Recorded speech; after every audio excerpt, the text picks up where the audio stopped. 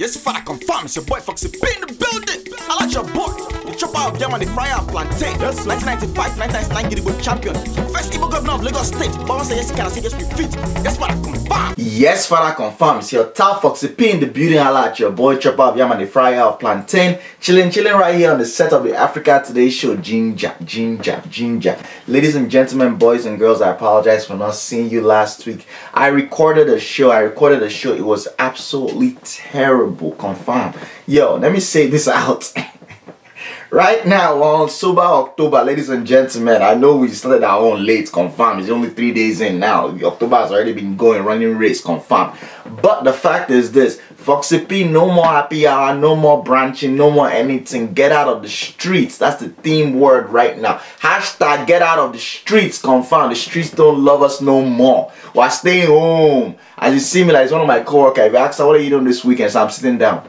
I'm like, what are you talking about? She's from the south.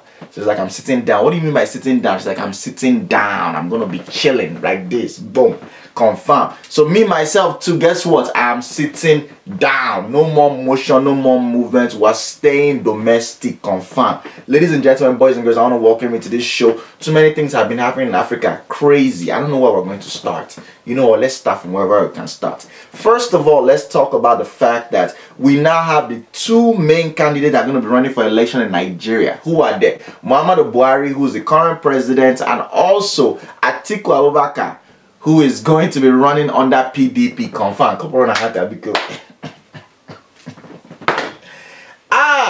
That Aso Rock need to change the name. That's now the old people's home. Confirm. How can we be dealing with a situation? You have a country where over 60% of the country is less than 30 years old. Confirm. This is a young country. People there are young. Confirm.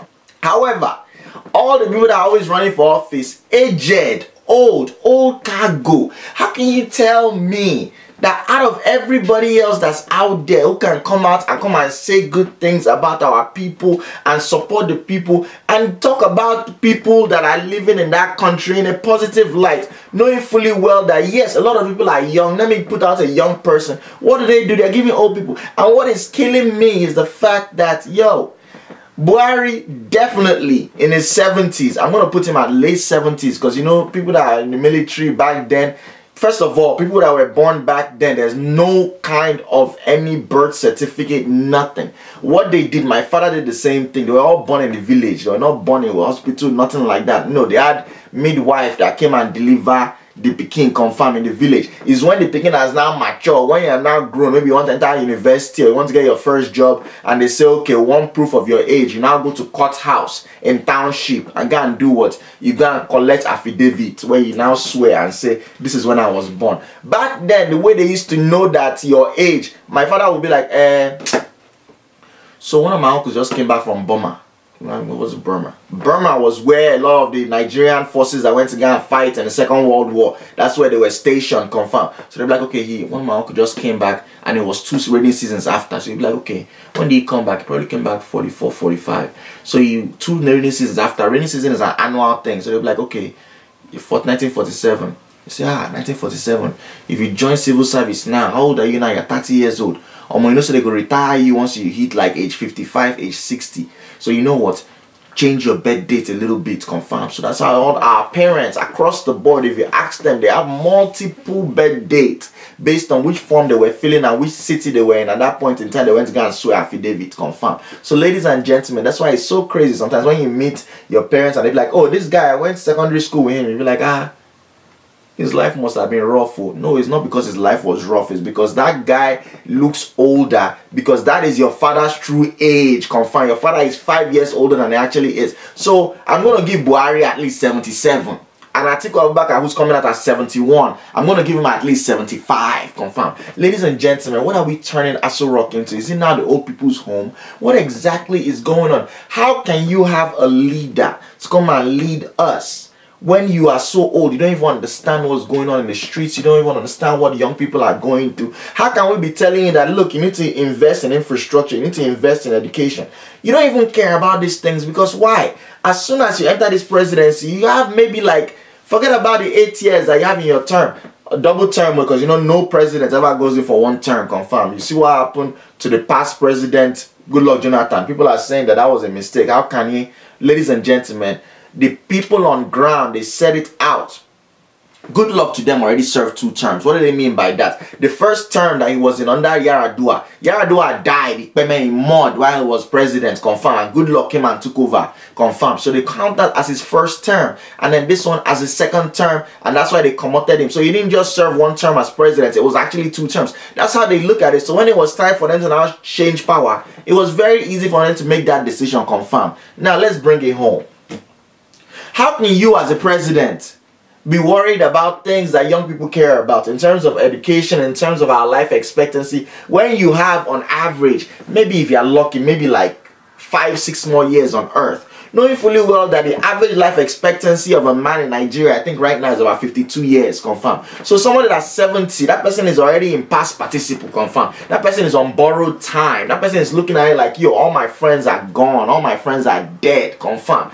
That's why you see our parents sometimes. My father looking at him like, yo, how far with all your boys now? This one, you don't even hang out with your friends. Like, all my friends are dead. Confirmed. Yeah, that's true, because of life expectancy. So anybody that's in their 70s, that means you've already beat the odds by 20 years. So you're not looking at another 20 years. Your whole thing is that, yo, I have maybe like 5-6 more years. So let me eat as much money as possible, confirmed. Which is one of the good reasons why when you see Barack Obama when he was president of America here, confirmed.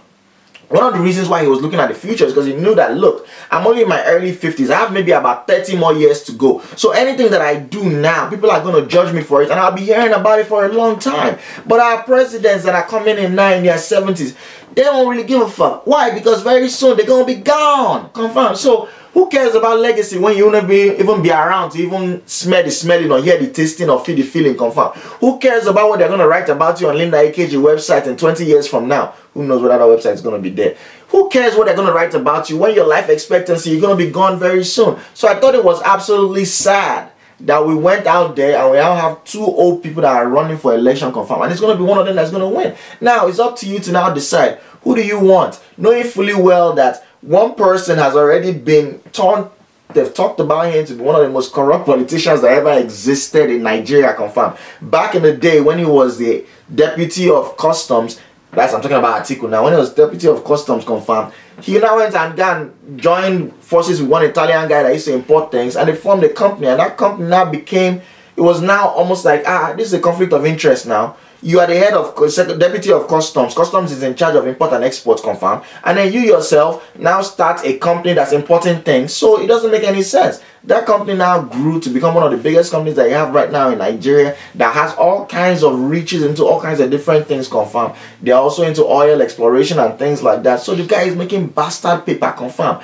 And then on the other hand, you have somebody who can barely even say a full sentence without falling asleep. You have somebody that cannot even stand for 5 minutes. You have somebody who spent more time in 2017 outside the country than in the country. I'm talking about our current president, Muhammadu Buhari. So it's almost like, are you going to deal with somebody who's quarter to die or somebody who's as good as dead? Which one is it? Which one are you going to choose from, ladies and gentlemen? So, you know, we do this to ourselves all the time, where they give you a false option.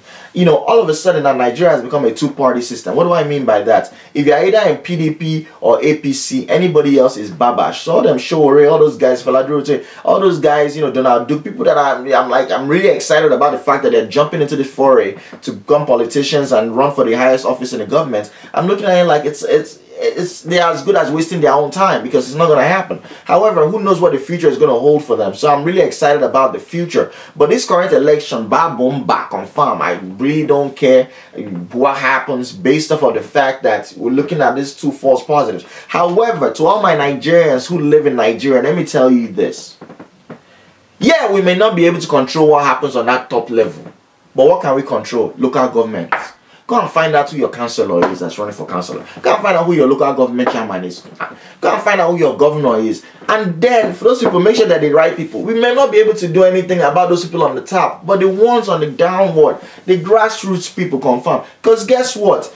Those presidents and all those kind of people, when your road spoil, they cannot come and do anything with your road. When Amroba is tormenting you on your street, it's not going to be them that will come and do it. It's your councillor, it's your local government chairman, it's your governor. Those are the people that you need to be lobbying.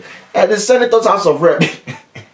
They can't do anything about that because that was under retirement home on his own. You see the number of governors that Nigeria has, that is almost like an upward mobility thing. First, you're a deputy governor, and then you become governor, and then from there you now run for Senate, confirmed. To the extent that we're now seeing things where people that have run for Senate and now coming back, come and run for governor, it doesn't make any sense. But why? Because we're one of the few countries in the world where if you become a governor, you get pension for life. We're also one of the few governments where if you run for Senate and you win, even if it's just one term, even if they pursue you after 3 weeks, you get pension for life. So it's become a largesse when you have a country in which our budget, I believe almost like 50 or 60% of our budget goes to paying the house rent, clothing, sitting bonus. How can you give somebody sitting bonus? Can you imagine somebody that's getting a payment for working?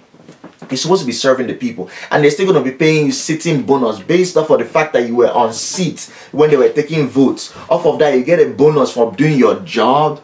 It doesn't make any sense. So our House of Rep, our Senate is now a retirement home for all these politicians who want to be chopping and chopping and chopping. But let me tell you something, ladies and gentlemen, it cannot go on forever. You know why? Fool me once, shame on you. But fool me twice, shame on me. Confirm. But Miley said it right.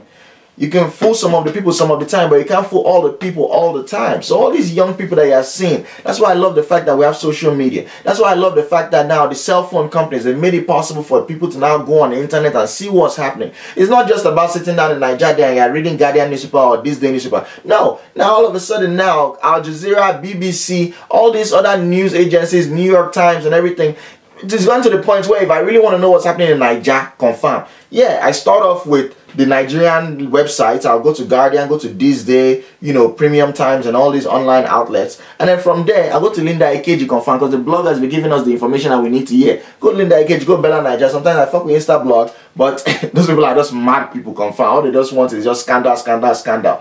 And then I now veer out. And what did I do? I just Google News and I type in Nigeria, and I'll be seeing things in New York Times, seeing things in BBC, seeing things in Guardian, the London newspaper, confirm. So my eyes are open, and as my eyes are opening too, that's the same way the young people in Nigeria, their eyes are opening too. We're getting the news from Kaduna, ladies and gentlemen, that's northern Nigeria, where they say about 55 people died in sectarian violence. What happened? Basically, they said it's wheelbarrow carriers, wheelbarrow people, people that we call alabaru in Lagos, in all those markets, confirm. Those are the people that help you carry your load. When your mother goes to market and she buys 1 bag of rice, 1 bag of beans, and 1 bag of garri, knowing fully well your father does give her the soup money for the month, so she has to go and buy everything in bulk because she doesn't know when next this nigga gonna give her anything. Confirm. It might be that he just broke up with his ex-girlfriend. The fact that our fathers will just be angry for no reason in the house. Eat, they won't eat. What happened now? Is the Manchester United lose, which is always a good thing. I love the fact that Manchester United be losing like crazy this season. Confirm. Anybody that's a Manchester United fan, don't come for me. Arsenal all day, ginger. Confirm. But our parents, our fathers just be angry. Eat now. Is it because of the soccer match? Why are you not eating now? Mother will be wondering what's going on, not knowing that his girlfriend, his side baby, just broke up with him. Confirm. And the guy is now perplexed. So off of that, before you know what's happening, I start looking at his wife and be like, this is my wife. Almost she not bad though. Your mother will just walk past. You know back in Nigeria, you know those days now. You know, they don't do all this romance kind of thing, Valentine's Day, all that. All you just see is one Friday like this, your father will just come back from work. You know, they just tell you all the children like this. Man, I go upstairs, man, I go sleep, man, I go sleep, man, I go sleep. Your mother are now on home video. Like, I tell the house girl, close that kitchen. Close that kitchen. Your mother has already cooked everything. They'll bring out the food. I don't know if anybody that went through this same thing in Nigeria growing up or in Africa growing up, I want you to just leave a comment right there. You know that it's romantic time in your house when your mother cooked that food for your father. Confirm. She come back early from work, come and cook that food for your father, and then she now puts the eba in one plate, puts the soup in another plate, and put the meat in another plate to let the man know that this is the assortment. Now put it on a special tray. My father had a silver tray. They'll first line that tray with one nice kitchen napkin kind of thing that has the drawing of fork and knife and things like that. And then now put ice cold water. I don't know whether people grew up in a home like this. Now it's a very easy thing now. Whether I'm coming back from work or my junior is coming back from work, he does branch at Walmart, go and buy the big thing of container of Ragolis water, or that Eva water bottle that we just buy. Boom, boom, boom. She said she can taste the difference in Aquafina and all the different ones. Me, I can't taste any different. Water is water, confirm. It's wet in my mouth, ginger. So, anyways, because there's no bottled water, there was bottled water back then, but we weren't doing the bottled water thing. Your mother will now go, and then they will now take your father's cup. Your father had to have his own cup. I don't know whether you grew up in the same kind of house as me. If you did, I want you to leave a comment underneath. You take that cup like this. My mother will put water inside and put it inside the deep freezer and cover it with nylon. They burn you well. I don't care whether you have been playing ball for 5 hours and you just came into the house, whether NEPA took lights and you have been sweating for 55 minutes. If you dare to take a sip out of that cup, my mother will cut up your neck, confirm, and hang it outside of our house. So that way when neighbors are passing, they'll be like, hey, you see what happened to that boy? I will do the same thing to you, confirm. They'll tell their children the same thing, confirm. That water will now be so chill when she bring it out and put it on my father's tray. As in, the thing will be so chill, the cup will be sweating. My father had a nice otondo, silver cup like this, all those kind of cup that you carry like this. Big! Full of water like this, wrap with nylon. When she now bring it out, she now open that nylon like this. The thing now has its own cover. Now cover it. Now put it on my father's plate. As they are bringing it out, the house girl is escorting behind with the wash hand basin. Why? Because that man is the father of the house. He cannot stand up to go and wash his hand. What do you mean? You have brought the food for him. He has to eat it there. You want him to stand up and go to wash hand basin. Knowing fully well that most Igbo household, most Yoruba household, most Nigerian household, in our dining area, we have a sink. Yo, these are the things that we grew up with in Africa that we didn't even think about. It was till I bought my home and I was not like, damn. Growing up, I remember seeing all these Nigerian houses where you have parlor, you have dining, and in the dining area, there's a sink. And I was like, damn, I don't have a sink. But why do I need a sink? If I want to piss, I'll just go to my bathroom and go and piss. I have a nice bathroom upstairs. I have one downstairs in the basement, you know. And then my father cannot go to the kitchen to go and wash hand. They have to bring it out. So there's a wash hand basin there or with sink there or confirm. But now maybe it's borehole water that's coming out, so it might not be clean to wash hand. They will bring clean water for him. All those water that they've put inside bucket in the kitchen for almost a day, and they'll drop alum inside. People know what alum is. Alum is that thing that you draw down all the dirty, confirm. So they drop that alum in. All the dirty now come back. Before your mother scoop up that water, she'll take that bodu, shwa, plus Godman or Satan. Fetch the water like this. Your father will now wash his hand. Now eat. As she is now eating, that's how your mother will just tell the house girl, go and sleep. House girl has gone to sleep. You, the children, you have gone to children's room. You are already chilling, confirm. That's how your mother will now go upstairs and go bath. When she bath finish, she now come and tie a wrapper. Under that wrapper, there's nothing. There's no. What are you talking about? Victoria's Secret no get office for Nigeria. That's the old Victoria's Secret. She go and tie that wrapper, the wrapper that she brought from her mother's house when she was coming to come and marry your father, confirm. She tied that wrapper like this. There's no brazier under. Everything will just be standing soldier to let your father know that yes, I am still younger. I younger, confirm. Fella said it the best. He said when woman they run, she hold her breast. Not because the breast is going to fall, but because of the beauty of what she's doing, confirm. That's why your mother will just come down like this.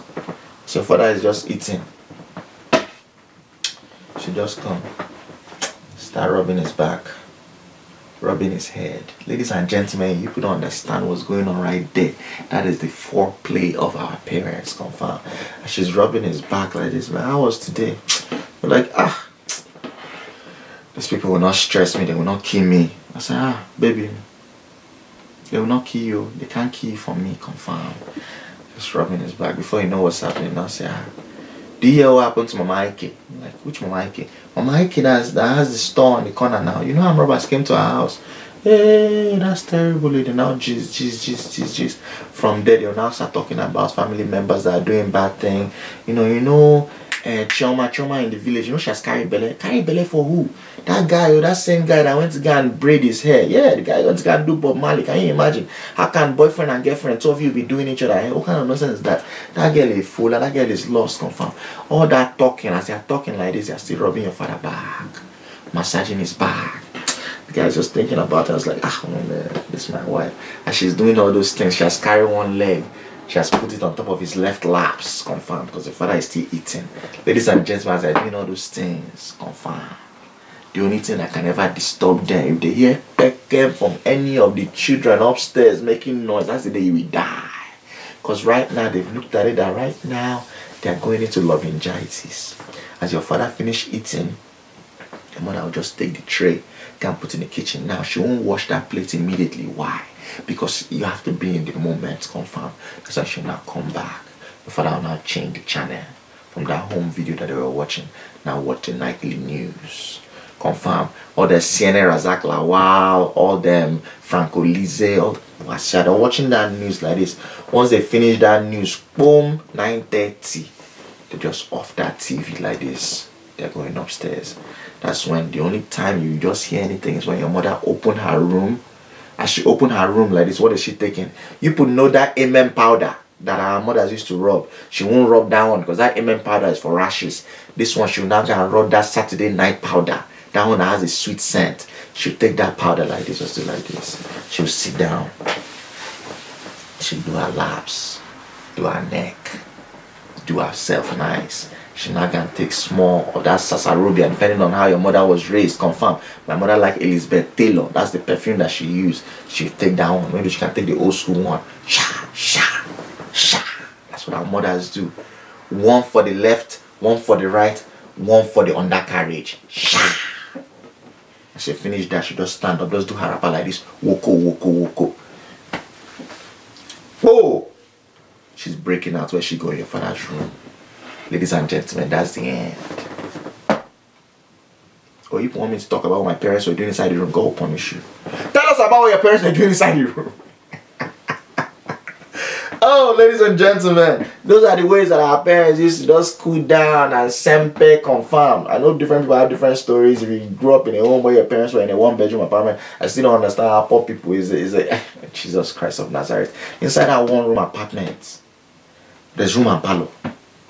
This is a studio apartment too. There's room and parlor. The difference in the room and the parlor is curtain. When the children sleep like this, they just carry their mat. The father and the mother just carry the mat. Sometimes the children can be on it. Push them out. Once they just draw that curtain like this, nothing. You know. Even at night, you won't hear one single moan. Our parents be climbing. Our parents were the first ninjas. There's nothing that we're doing today that you're thinking that your parents did not do, confirm. But anyways, let's get back into the news. We're getting the news that in Cameroon, 85-year-old Weah, that's the name of their president, confirmed. Paul Weah has won his 7th term as president of Cameroon, confirmed. This guy has been president of Cameroon, I believe, since the 80s. Oh, yeah, it has to be approaching at least 30 years, confirmed. Knowing that Cameroon is dealing with some serious sectarian issues right now. There's the English-speaking part of Cameroon that's towards the western part of Cameroon. So that one is close to where we have like all them Igbo areas, and you know the difference between them and all them ethnic people. Like that's why if you notice, if you meet any Cameroonians that are English from the English speaking side now, you know, if you talk to them, if you see them, their features and everything, they remind you of like Igbo people or like people that are Efik or you know Calabar or anything in Nigeria. Because we used to be the same. If you look back in history, Nnamdi Azikiwe's political party was what?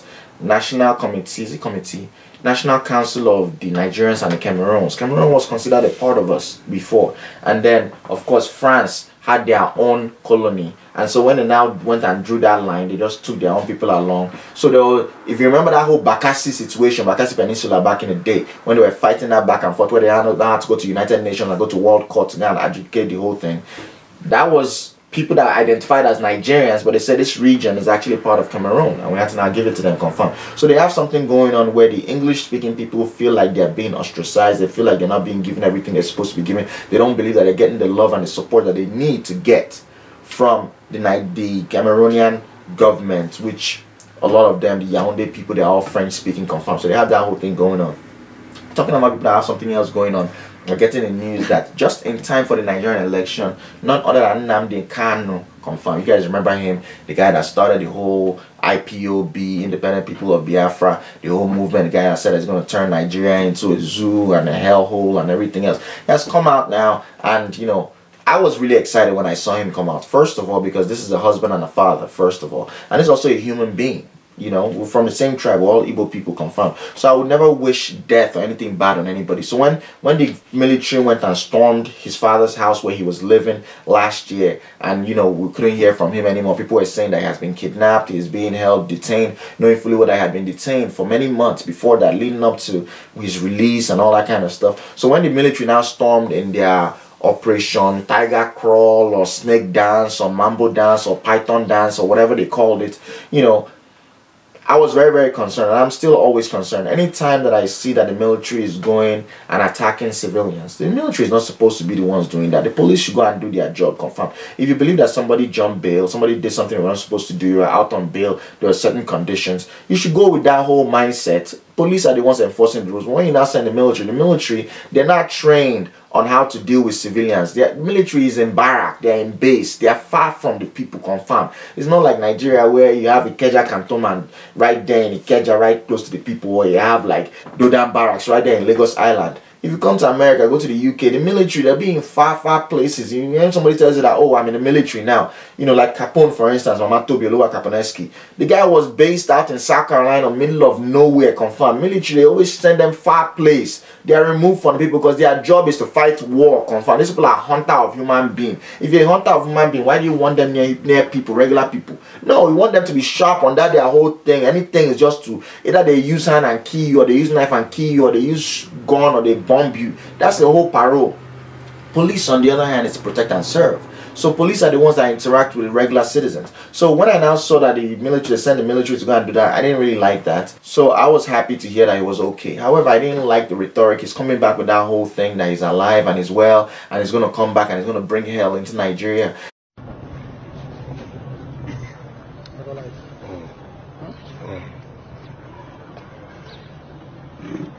Yeah, this is the supreme leader of the indigenous people of Biafra, the prophet of our time, Nnamdi Kanu, and the holy city of David.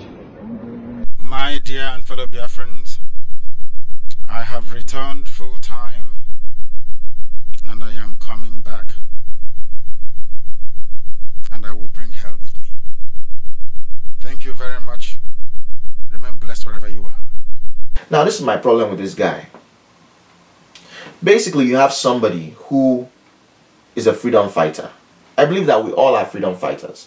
The fact that I'm doing Africa Today show, the fact that I've dedicated myself to talk about things that are happening in Africa, is my own way of being able to change some of the injustices that our people are suffering. Make it be known to the rest of the people in the world, like, yo, these are the things that are happening in Africa. The reason why you are watching this is because you care about Africa. You want things to change. You are also a freedom fighter in your own vein. The fact that you subscribe to this, the fact that you actually watch the videos, you leave comments, make sure you leave a comment after this video. The fact that you actually support what I do, you are a freedom fighter because you are supporting me moving in this position, confirmed. So ladies and gentlemen, being a freedom fighter is a beautiful thing. However, my problem with this guy is this. You've come back with this rhetoric. Come talking about, oh, the Igbos should not vote and all that kind of stuff. I feel like that is crazy. You're coming back, you don't want them to vote. Why don't you want them to vote? Because you're going to bring Biafra. When you're ready to bring Biafra, come and do a referendum and say, yo, let people vote. Eventually, people are going to have to vote. If they want to be part of Nigeria, they'll be part of Nigeria. If they want to be part of Biafra, they'll be part of Biafra. But you cannot tell them not to vote when they are still a part of a country in which they live, where things that are happening. You see, for instance, Buhari became president. None of the Igbo people voted for him. And then Igbos were ostracized fully from everything that happened. You know, Igbos were the ones that were suffering, whether it was, people that were being caught by EFCC. You saw what happened in Anambra State. So all of these things that have happened, you see when the Fulani herdsmen were killing people in Enugu State and everything else, the government didn't even bat an eyelid. Why? Because they looked at it and said, yo, you people were not even participating in this whole process. You are not part of this electoral process. So off of that, I'm just going to X you. That's the whole thing. So now you have a situation where Igbos are being viewed as troublemakers, as being viewed as people that are not contributing towards the center, which is so far from the truth.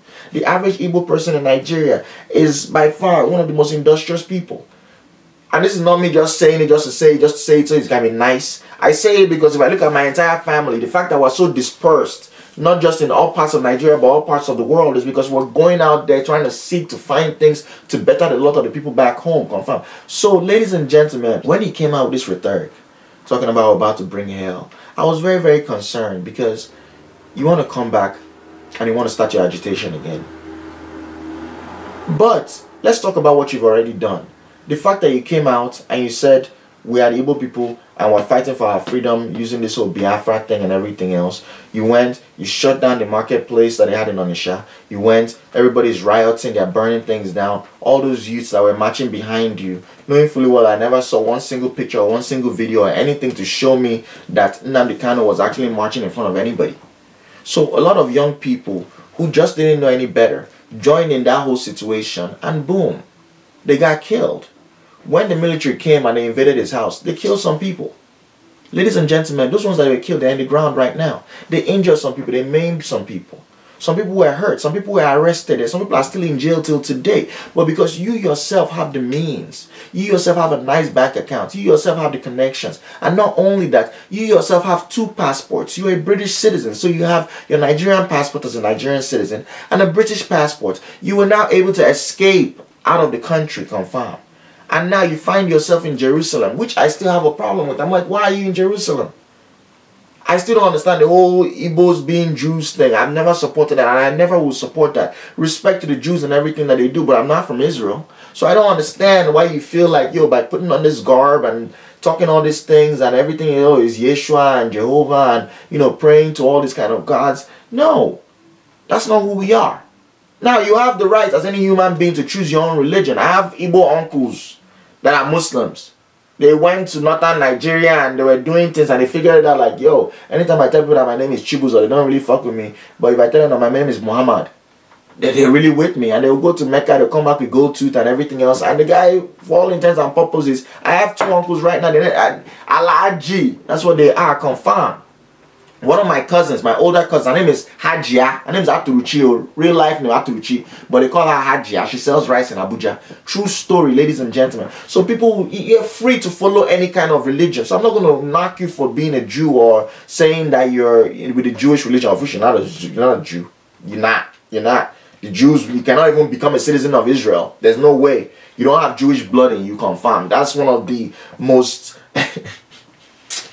let me stop before they say I'm bashing, you know, Jews and Israel and anti-Zionism and all that kind of stuff. You know, I never believed in that. I just feel like, yo, Israel is not a Christian country. I don't know why Christians were going there for all that kind of stuff, because you see the Muslims going to Saudi Arabia and going to Mecca and Medina for pilgrimage. You know, you now want to go knowing fully well that there's a history of the way they treat black people there. So let me just talk about myself, being a Nigerian, being a black man. I don't want to go to Israel. I'm good where I'm at, confirmed. So ladies and gentlemen, that's my main issue with this guy. You have the means. You can code switch at any point in time. The same way we as Nigerian Americans, when we go back home, based on the way things are going, if things get too rough, ladies and gentlemen, we'll just be like, carry your blue passport. US Embassy, when are they evacuate to? But you're not gonna be like that. Like, excuse me, yeah. So when can we evacuate? Because I'm a U.S. citizen, so I need to go back home. I live in Baltimore, Maryland. That's it, the end. So because I know that I can do that, I'm not gonna now entrap some young people, to brainwash them, make them believe that I'm gonna fight with them till the end. Nnamdi Kanu said he was gonna fight till the death, but when the kitchen got hot, what happened? He ran. So since you ran, my brother, running is not, but Bandi said it's, you know, he who fights and runs away lives to fight another day, confirmed. So now you want to come and fight another day. But temper your own situation, semper a little bit, please. Look at our young people. Let it not be now that they're about to enjoy Christmas time. Knowing fully well that a lot of these young boys that are Igbo traders that are in the north and the south, a lot of people that are going to be going back to Nigeria for Christmas, myself included, let me go and see my cousins and my relatives. Let's enjoy ourselves. It's not a time for fighting or anything else. Go and, if you want to tackle something, let me tell you, very easy, very simple. Go and tackle the councillors, go and tackle the local government chairman. Go and figure out why in the whole Igbo region we have the lowest growth in terms of number of schools. Among all the universities that we have, we don't have any university that's less than 10, 15 years old or 20 years old to confirm. I think I'm looking at it now between Nnamdi Kanu University, between Abia State University, Uturu, between, you know, a couple of small universities here and there, between the big university in Enugu, University of Nigeria, UNN. I can't even count more than like 6 or 7 institutions of higher education. And don't be talking to me about all those, you know, naked day, all those small polytechnic. I'm not talking about them. I'm talking about 4-year degree giving programs. Why? That's one of the things that we need to tackle. on our own. There's nothing wrong for the state to set up its own university. There's nothing wrong. All these things that you've seen, Jesus Christ of Nazareth. Igbo land just be tiring me, man. Somebody who graduates from secondary school with the best results, all A's, his gift that you give him is bicycle. Don't give that nigga a bicycle. Give him a scholarship to go to university. How about that? While sitting there, you have Liberia. Liberia, that's a country that's right next to Nigeria. I think Liberia probably has like 8 million people. I might be wrong, but Liberia is not that big a country, confirmed. Liberia is now giving, Judge Weah just announced it, ladies and gentlemen, it's giving free education. If you want to go to university, it's going to be for free. It's not a difficult thing. If you look at the money that we're wasting, it's not a difficult thing. You look at all the money that's being stolen. It's not a difficult thing for you to just say free university.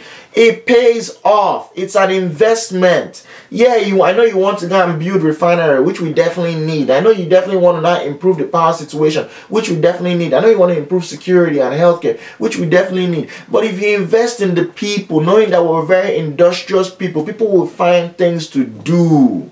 They say where person they work, now ain't they chop. That's why they call our workshop. Give our children education, if nothing else. Western Nigeria, they did that. I talked about it in the last episode of Africa Today show, which is why the Yorubas and the doctors and the lawyers and the engineers and everything else. Because right back in the day, in the 50s and the 60s, they give them free education. Give the same thing to these young Otakara children in Igbo land. Give the same thing in the northern Nigeria. Give it to all of Nigeria. Let people grow. It's not that difficult. I see all these things. People will be comparing and look at America. You still have to pay to go to school. Ladies and gentlemen, if you're outside the system, you may not understand. If you come into the system, you start to understand that, community college is almost free for Americans. So you have things called FAFSA. That's that gives them grants. It's not even loan, ladies and gentlemen. You have a way for Fannie Mae, Freddie Mac, all this. You have way to get loan. Students get loans to go to school. You can go to school. They give you loan 100,000, 200,000. They give you 30 years to pay it off. Yeah, it might seem like a lot of money, but you're paying $200, $300 every month. You have children that their parents were ordinary Walmart worker. You have people that their parents were working in gas station. And the children now ended up going to Ivy League universities. Why? Because they were able to go out there, apply for the right kind of loans, confirm. Of which a lot of these schools that people may not even know, because we were coming from foreign land, confirm. We come in, we pay out-of-state tuition. In-state tuition is cheap, is low. The average international student is paying, your tuition is maybe 3 or 4 times what the average in-state Pekin is paying. And then they have access to grants, they have access to loans. If you're a black woman in America, confirm, as a minority, you have access to different kind of grants and different kind of loans and everything else. Imagine you already graduated from school. The only money that she took out one loan, I think that loan that she took out was when she went to one specific design school for one semester, and that's the only loan that she owes, maybe 7,000. And she went to that whole school until today. I don't even think that she has any loan. Mama Gina, do you have any student loan? She doesn't, and that's the truth. So these are things that we can do to help our people, confirm, and it baffles me when you see people fighting for the wrong things. Fight for the good things. Let me tell you something. You're over there, you're bringing all the traders, you're bringing all the unemployed youths and telling them to go and riot and everything else. There's nothing wrong with that. Yeah, they are also citizens of Igbo land. Of course, they have every right to do that. But imagine if we had the schools. Imagine if those people were educated. Imagine if they were not able to take their civil unrest to that next level, knowing fully well that there was never any agitation in this whole world that was won by people that were unemployed, that people that were uneducated. Whether you want to go to India and talk about Gandhi, or whether you want to talk about our own Africa, they're across the board. If you look at the people that fought for independence, and this is me just saying that if this guy really wants to go about this thing the right way, confirm, elevate your people, let them know that this is what I'm fighting for, but tell them that, you guys have to go to school, set up all these programs. Instead of all this money people are donating to go and be trying to go and buy guns, to go and fight against military that will just kill you deadly.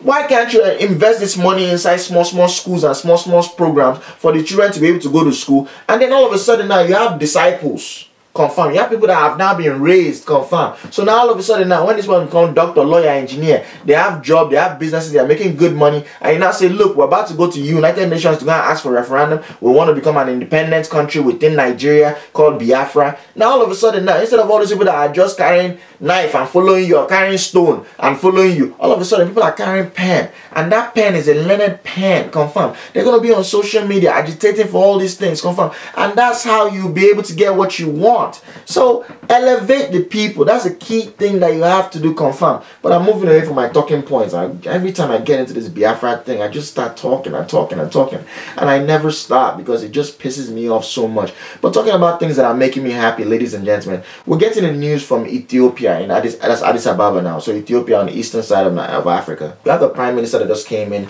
Prime Minister Abiy Ahmed, confirm. He just came in and he pretty much set up his cabinet, confirm. His cabinet is about 20 people, and people were very, very excited, not because he set up the new cabinet, but the fact that the cabinet, at least half of them are women, confirm. So because, ladies and gentlemen, boys and girls, in case you don't know about me, ladies and gentlemen, I'm a feminist. Why am I a feminist? Because I was raised by a strong African woman, confirm. And my mother, if she was given the opportunities that she deserved, just as a human being, she will be far greater than she is today, confirm. She was held back. She was oppressed based off of her gender. How was she oppressed? She was oppressed in her father's house. She was oppressed in my own father's house. All through her life, confirm. She was pushed down, and finally now, in her late 50s, early 60s, she's getting a master's degree, and now she's able to achieve her dreams and do all the things that she wants to do, confirm. So I'm really excited about that. But because of that, I was raised in a home where every step of the way, my mother would always point and say, you see that guy there, that guy we just went to go and greet now, that Major General, you know that me and him, we took entrance exam to enter army, but your father was one that held me back. You see that my friend that was former deputy head of customs, me and her were going to the same training program to join customs. Your father didn't let me. You see that big auntie there, that's the director general in flour mills. Me and her, we started the entry program. She worked when she got out of school.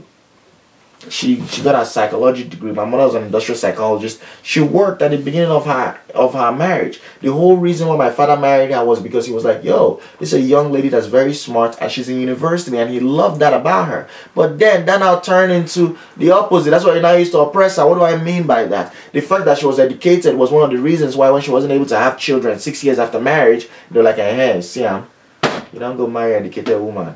See? I'm talking about the late 70s, early 80s.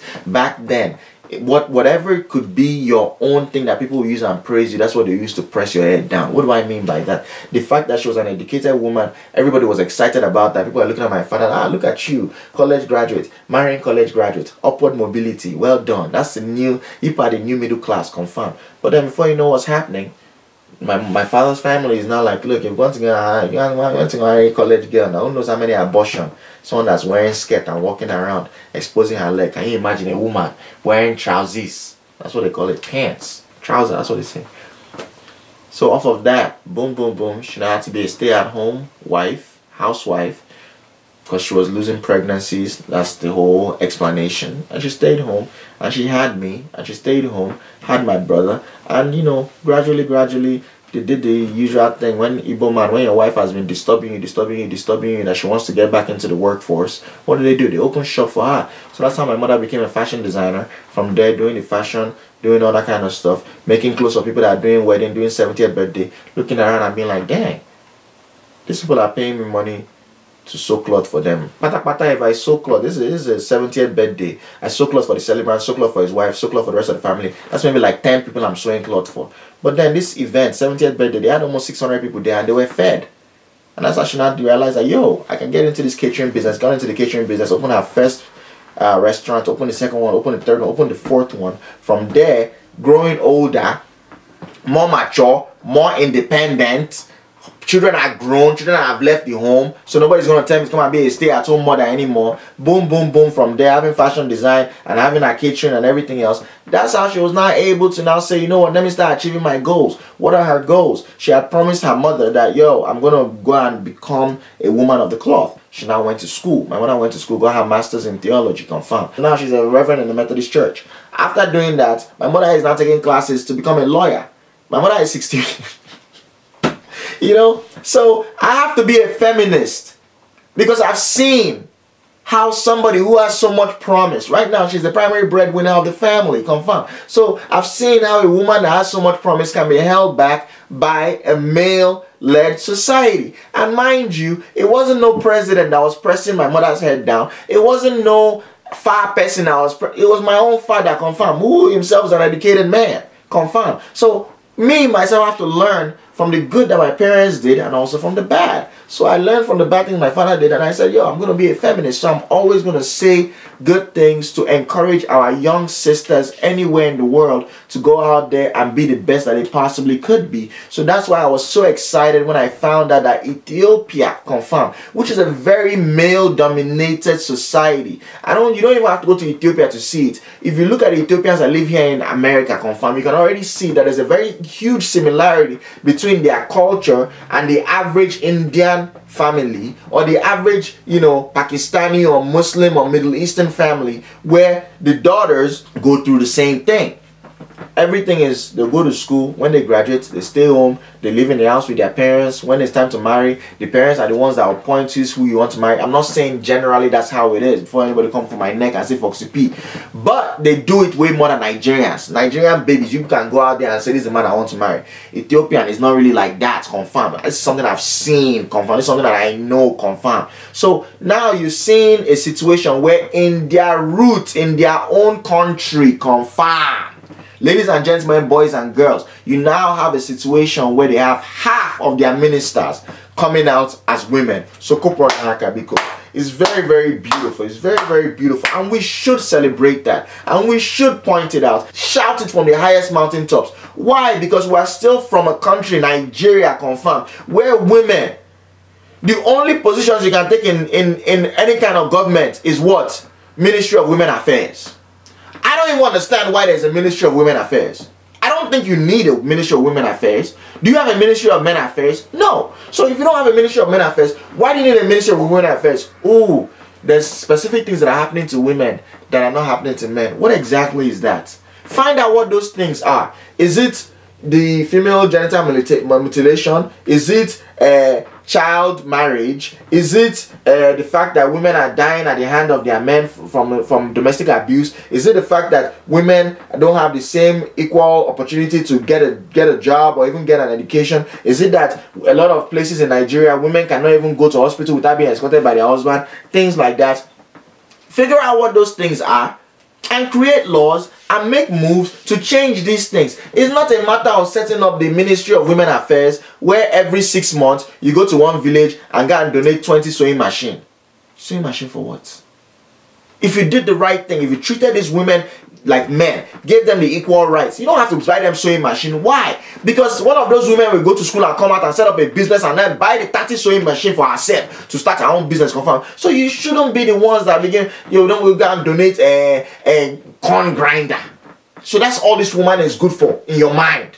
How about you say, you know what, we're going to this village now, give us 200 girls. We're paying their tuition all the way up to university. How about that? How about that? Give the gift of education. Don't give me no gift no more. Don't give me anything else. I never want to see any other picture of any Nigerian going anywhere in Nigeria and they are saying that they are donating a grinder for corn. I don't want to see anything that they're donating 30 yards of Ankara. I don't want to see any more sewing machine. I don't want to see any more Okada. I want to see what?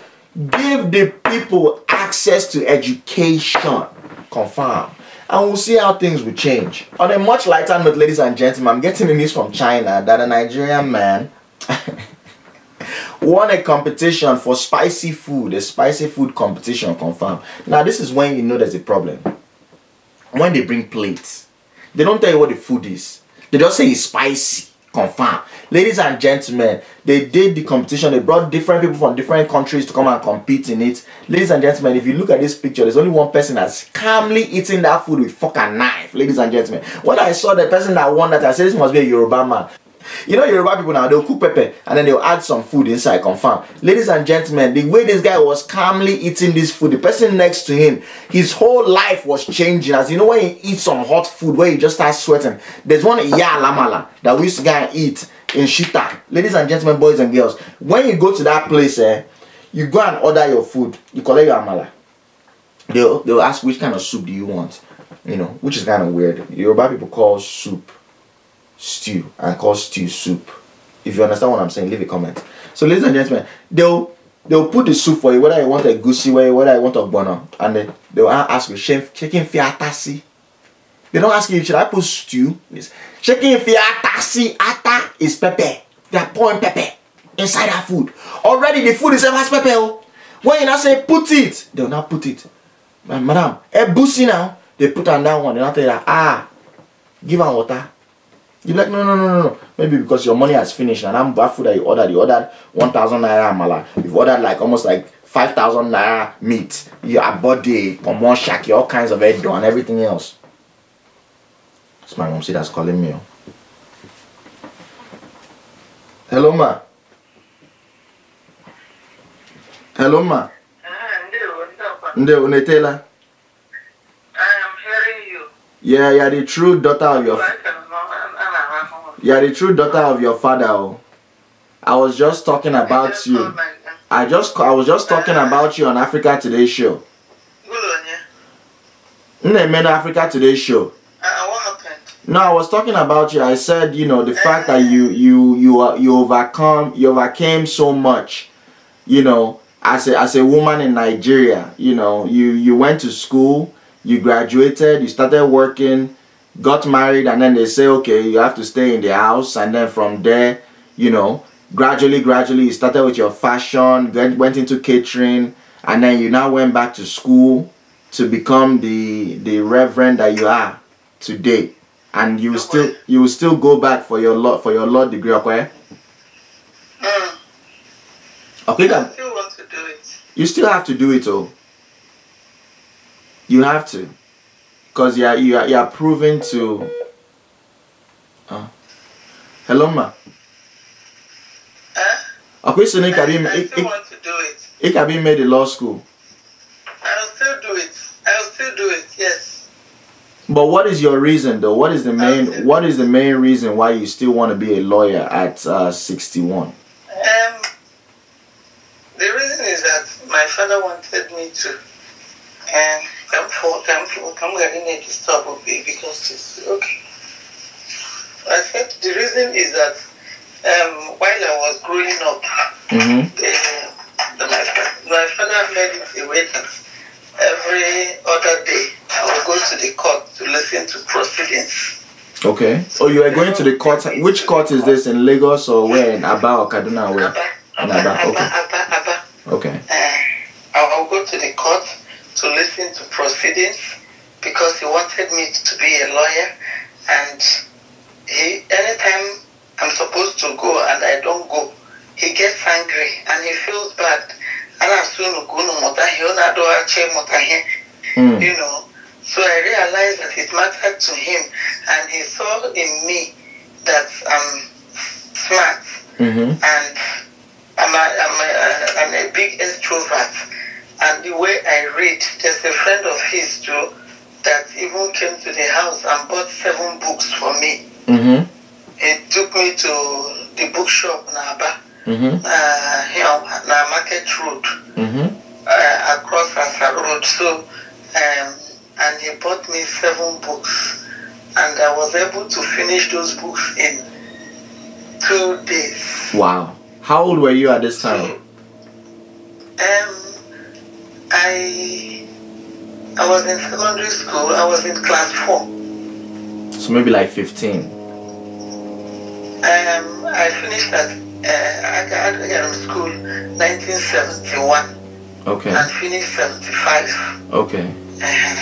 So my age is steady. So So what I'm explaining is the man came to the house and saw me, and there was the wife told him, that's Mama's daughter, the one that is never permanent here, that goes to stay with the sister. So he said, Uncle UK. So he purposely took me to buy those books. He said he heard that I'm intelligent. I said I don't know about that. He said, what do I do with my day? I say, I read, I do this, do that. So he said, what do I read? I told him detective novels, different novels, you know. So adventure, you know. So I want to know science and history. So he said, okay, that is going to, how fast can I finish? How many books can I finish? I said, I finish a book a day. Wow. It doesn't matter the volume, I can finish it. He said he wants to test me. I said, I'm ready. So we went, he bought those books. I finished them in 3 days. Wow. And he bought the books that he had read himself. So he can test you. After reading it, that he wants me to come so that we can discuss it. So I went, and that's how he became my person. He felt that, and he said, okay, that's a confirmation. He was talking to me, chatting with me, and found out that I'm not, you know, I'm not shy, I'm just myself. I'll be talking, and he confirmed what the wife has been telling him about me. So at the time, he even wanted his younger brother to marry me. Oh, Jesus. Even when we came, I took him to go and meet him.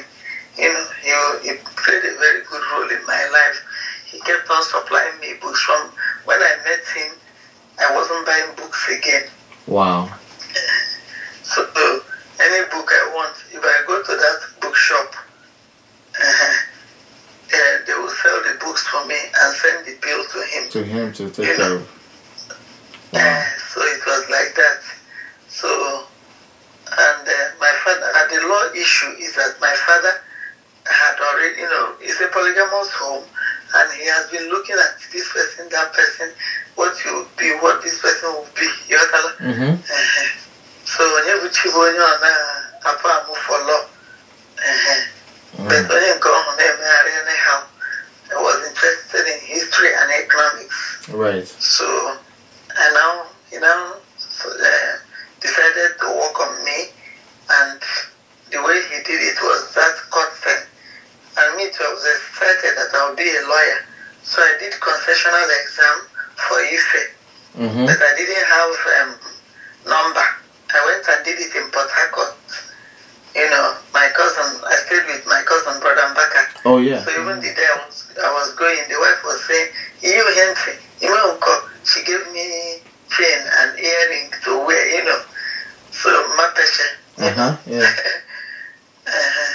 So, all those attachments, all those people, they like me because of that Nnamdi smart, and, you know, I was doing well with, my father would always talk about me.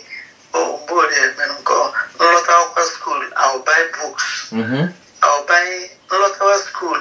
When I go for America, may worry as well gift for everybody in the family.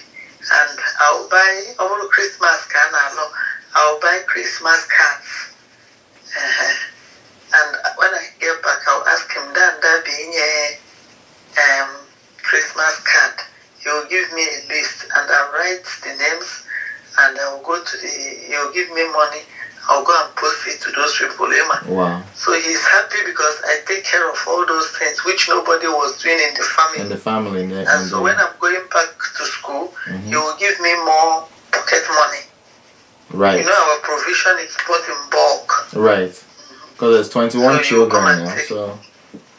He will come and take 3 dozens of each. But my own biscuit is not normal cabin, no. My biscuit is Jacob's crackers. Oh, the Jacob's crackers, the yellow. And it's in box. It's in container. Oh, wow. It's in container like box. A tin kind of, yeah. Tin, yes. It's in a long, like a rectangular. Square. Rectangular. This side is the longer. He brought the shorter. So he's always making sure that I get it because he knows I like it, you know. So as well, cabin, he will make sure that he buys me that biscuit more. That's how he describes it. So he was looking up to Weah being a lawyer, and he was thinking that I will be the first female lawyer in Iluama. Right. So, magistrate now. Magistrate,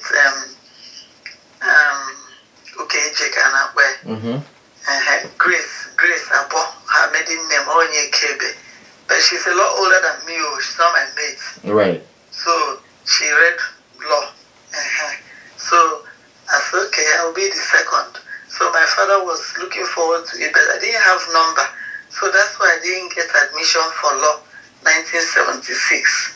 But for 75, you know, I didn't, I had English A, general paper B, and I had law C, you know. So I didn't get the admission. Yeah. So that was what happened for UNN and soccer. You know, but if my father had been educated more than he was, because my friends that didn't even have up to that, they got admission. Yes. Right, because they knew what needed to be done. They had contact. Like my friend Theodora, that was my chief breastmaid. She got admission right away to do pharmacy because her uncle was a lecturer in Ife, and her father was a pharmacist. So didn't know contact. Right. But my father limitation education level father 3. But he made sure we got the best, you know. So that was why I said I must do that law, because he was looking forward to my becoming a lawyer and excelling in the law profession. So even when they met me, I told him I want to be a doctor of law. So I need 7 years before I will get married. He was laughing. He said he wants to marry me now. I said no. When I finish law school for 7 years, I will do PhD, and then I will use 2 years to enjoy my life, you know, do good time. And he wasn't ready for that. No, so he said he wants to marry me now. I said no, I don't want that. I will marry after 7 years. So from when we were talking 1977. So, but now you've decided that you're going to go back and do it, and you have to, When you were in Unilag, I got admission for law. Why didn't you do it? They didn't give me regular law. It was evening law. I said no. That you wanted because to do that full time time. I was sick. I was sick. That's when I had that spinal cord problem. Oh yeah. So, and I needed to go during the day. At least there will be a driver to take me. In the evening, the drivers will go. So I will not be able to function if I don't have mobility. Let me finish. Let me finish. I'm still shooting this episode. Let me finish it. I'm watch you. Emma. Okay. Alright, no problem. Okay, no problem. Let me watch it. Because and Muna Kuchi boy kuru. So I'm not getting here this weekend. Oh, that would be wonderful. Yeah, alright, I will. Okay, well, bye bye. Ladies and gentlemen, I can't make it up. That's my mother that called. Yo, we need to bring my mother on this show. Next time that they come to America, ladies and gentlemen, we're going to bring her on this show. My mother was Yano. That's the only thing about my mother. My mother is a talker, confirmed. All those things that she was saying, she's from Eluama. That's the village that she's from, confirmed. Her father wanted her to be the first, you know, person that would be a female lawyer. And you can see my father, she told my father did. My father laughed. So you can see that right there. That's what men do, you know, just... So anybody that's out there, if you're watching this thing, if your girl says she wants to do something, your babe says she wants to do something, your sister says she wants to do something, support them, ladies and gentlemen. I think I've almost done an hour, man. God damn! Well, let's end this thing now. Man, I take care, man. As we talk whenever we end this show. Anything we don't die in a Voltron. Remember, the ginger remains in Tana. Confirm. Book us.